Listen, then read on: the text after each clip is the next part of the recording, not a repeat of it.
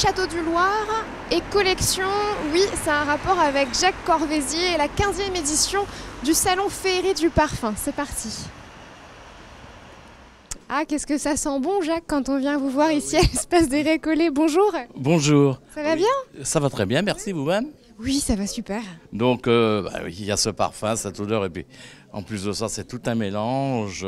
Depuis hier soir, depuis l'installation des stands, on vit dans cette senteur. Un bel univers. Ah oui, ça, le parfum, c'est sublime.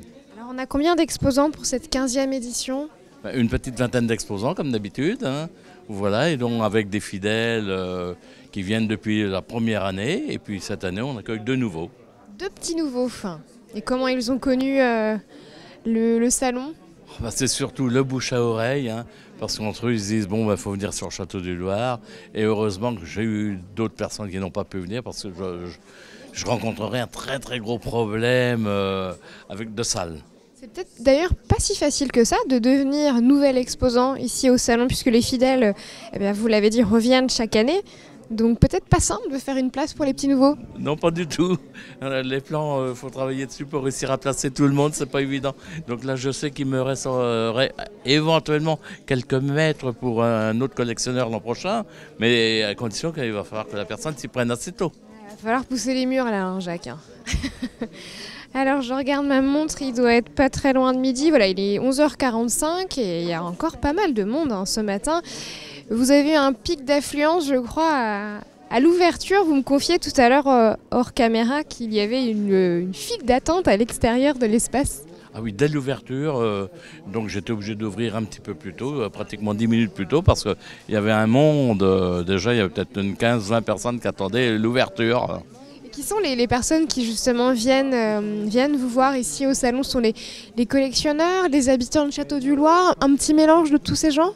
Surtout dès le matin, ce sont des collectionneurs, hein, jusqu'à pratiquement au milieu de matinée. Et ensuite, on voit quelques gens de Château du Loir, mais actuellement, les gens qui viennent, même qu'ils soient de Château du Loir, ce sont des collectionneurs. Ce tantôt, ce sera beaucoup plus le visiteur. Ils se lèvent tôt, hein, les collectionneurs. Oui, ils viennent également de très loin. Hein. Oui, c'est vrai qu'on ne l'a pas encore dit, mais ces exposants viennent de la France entière et même de l'étranger, je crois. Même de l'étranger, tout à fait. Alors de quel pays viennent-ils? Je sais qu'il y en a une année qui était venue de Suisse, mais il y en a des Belges, francophones. Si, voilà. C'est chouette, vous avez un beau rayonnement. Je regarde si la personne qui tient ce stand est là, c'est madame qui est juste ici? C'est madame. Ouais, comme... Voilà, donc c'est madame. Bonjour madame, je peux venir avec vous? C'est validé, je vais faire le tour. J'aime bien aller voir madame puisqu'elle a des factices géants et c'est très joli à regarder. Bonjour, rappelez-moi votre prénom. Annette. Annette. J'étais en train de dire que j'aimais beaucoup votre stand. C'est hyper impressionnant ces factices géants. Ouais. Vous les... Non, c'est un objet de décoration. Ouais. Et vous les avez récupérés où, trouvés où? Oh, c'est des parfumeurs ou sur les brocantes, à force de chiner, quoi. Voilà. Vous venez d'où? De Strasbourg. Ah, un petit peu de route quand même. Hein. Ouais. Oui, vous venez 8 heures de route. 8 heures, ouais. Vous venez chaque année ici? Oui, tous les ans. Ça peut pas être simple de transporter autant de flacons comme ça? On est équipé. Hein. C'est vrai. Petit camion? Non, un espace. Ah ouais, il faut quand même de la place. Ouais. Il faut le coffre qui soit bien carré. Il faut les protéger avec... Dans les caisses. Ah oui, vous les voyez pas à la maison, mais il y a des caisses en dessous la table, bien protégées. Ça vous prend combien de temps pour tout ranger justement? Oh, 2 heures. 2 heures, ouais. Et il faut être organisé. Vous faites toute la France comme ça ou... France, Hollande, Allemagne, Belgique. Donc, ça vous fait voyager le parfum? Ouais, on aime bien. Et à Château du Loir, qu'est-ce qui vous plaît en fait? C'est l'ambiance, c'est la sympathie, c'est tout un familial. Voilà. Ouais. Une bonne petite ambiance, ça se ressent. Voilà. Et ben, merci beaucoup. Je vous en prie et bonne journée. À vous aussi. Dites-moi Jacques, je fais attention parce que je ne veux pas casser quelque chose. D'accord. Alors je voulais vous montrer les petits ouvrages, les albums en fait, qui sont juste ici. J'ai trouvé sympa parce que évidemment on voit les bouteilles de parfum, mais le parfum c'est pas que des bouteilles de parfum. Ce n'est pas que le parfum, hein. Ça peut être la tigette, ça peut être la carte postale, Le factice, et y compris les livres, hein, parce qu'il y a beaucoup de livres sur les collections de parfums. Je peux les ouvrir, vous pensez? Il n'y a aucun problème, Je oui. me permets. Celui-là, il a l'air vraiment sympa. Il y a aussi des cartes parfumées. C'est quoi ça, des cartes parfumées, Jacques? Oui. Cartes C'est des parfumées. cartes parfumées. Qu'est-ce que c'est en fait? C'est des cartes. Donc, il y en a sur un stand d'abord pour avoir. Ah oui, ils sont au fond. Ben, on vous emmènera tout à l'heure alors. Qui étaient distribués très souvent par les salons de coiffure et qui ont l'odeur du parfum de la marque représentée. Très bien. On va progresser tranquillement sur le stand du fond. Puis je voulais aller voir ces personnes puisque vous m'aviez confié également tout à l'heure qu'elles sont présentes depuis le début. Depuis le début, depuis 15 ans, ce sont des fidèles de la manifestation. C'est chouette ça, c'est chouette. Depuis le début, et le parfum lui aussi, il traverse les époques. Ah, tout à fait, oui. Caractère historique. Ah oui, c'est même historique, puisque ça fait partie du patrimoine français. Est-ce qu'on arrive à reconnaître une époque à travers un flacon de parfum? Je pense personnellement, là je ne vais pas pouvoir répondre puisque je ne suis pas collectionneur de parfums, mais je pense qu'un collectionneur doit pouvoir reconnaître l'époque. Ça me plairait de le savoir. C'est monsieur avec la chemise à carreaux? Oui, c'est le monsieur avec la chemise à carreaux. Je ne peux pas me tromper. Bonjour monsieur, vous avez une petite minute pour moi? Je ne suis pas spécialiste. Ah bon non, mais à ma femme votre femme davantage pour le parfum, vous voulez dire? Oui, parce que C'était quoi votre prénom? moi c'est Michel. Michel, bah merci Michel, je vais aller voir votre femme. Bonjour madame, quel est votre prénom? Monique, Monique, donc c'est vous la spécialiste. spécialiste c'est un grand mot. Disons qu'on collectionne, après on sélectionne dans la collection, on garde des belles pièces, on échange, voilà. Puis après dans la vie, on change de passion des fois, où vrai, a ouais. des aléas de la vie qui font que aussi on change, voilà. Mais c'est toujours un plaisir de venir. Ah oui, vous êtes là depuis le début, hein? Oui, voilà. Qu'est-ce qui vous fait revenir justement Une bonne ambiance et puis on a un très bon organisateur. Puis la salle est agréable, voilà. C'est très convivial.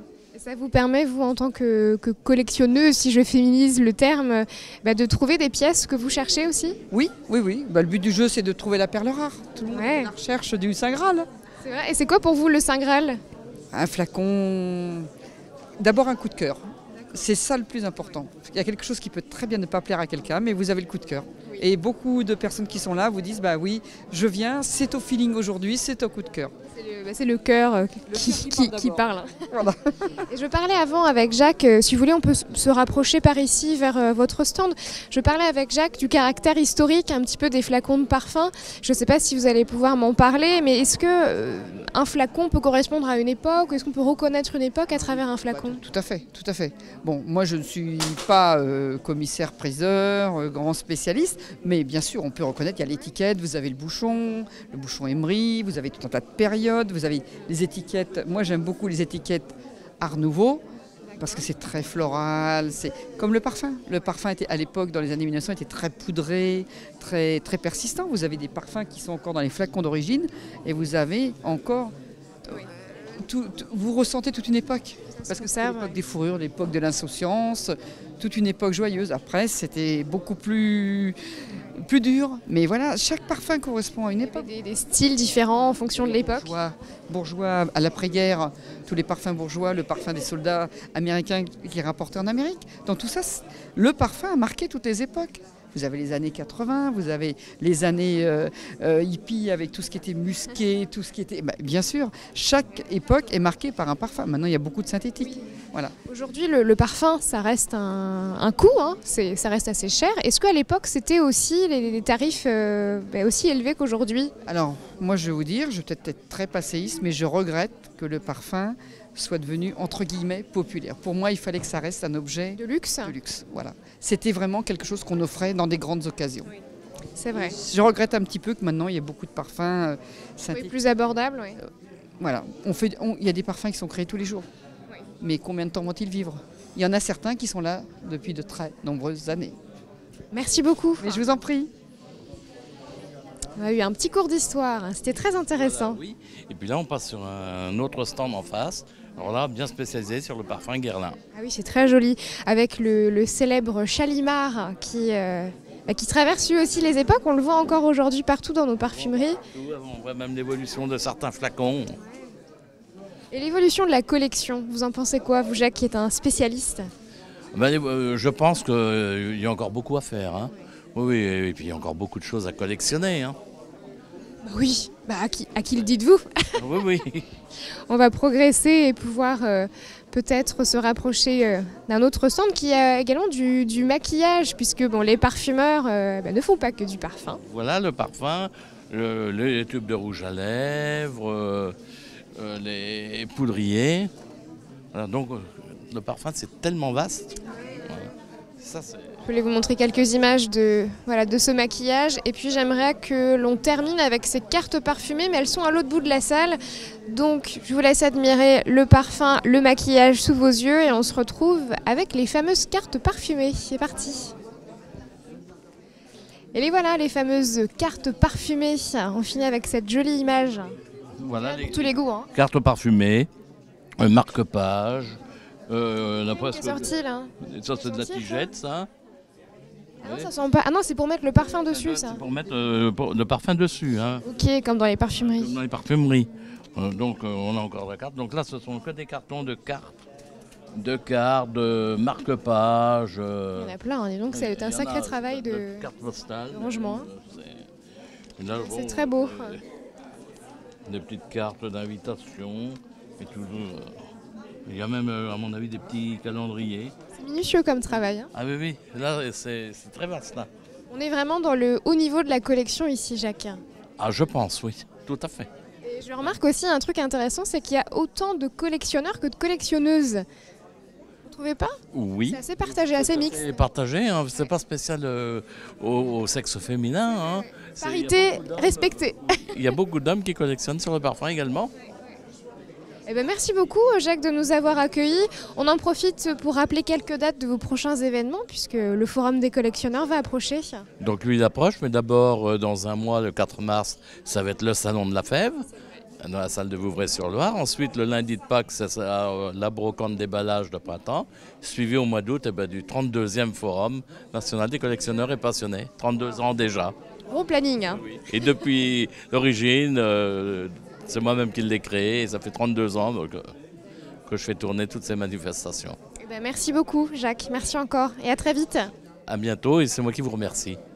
Allez, on quitte le salon féerie du parfum pour retrouver un univers tout à fait différent, direction Coulennes pour un hommage à Michel Fugain. C'est parti.